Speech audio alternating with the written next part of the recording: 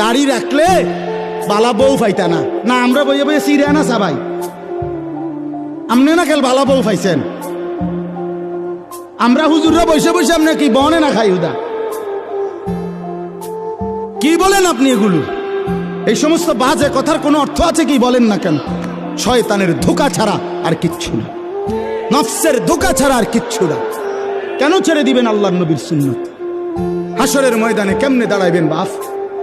নবীজি সাল্লাল্লাহু আলাইহি সাল্লাম জিজ্ঞেস করবে, উম্মত 23টা বছরে আমি তোর কাছে ইসলাম বুঝাবার জন্য পিঠটা ঝাঁঝরা করে ফেলেছি তায়েফের পাথরের আঘাতে, আমি পেটে 2টা পাথর বাঁধছি ক্ষুধার কষ্টে, আমি দান দান শহীদ করেছি উহুদের ময়দানে, আমার এত কষ্ট, এত রক্ত, আমার এত চোখের পানি, আমার দিবারাত্রির এত কান্না, বিনিময়ে তুমি এটা কি নিয়ে আসলে? তখন কি বলবেন? কি বলবেন বাবা?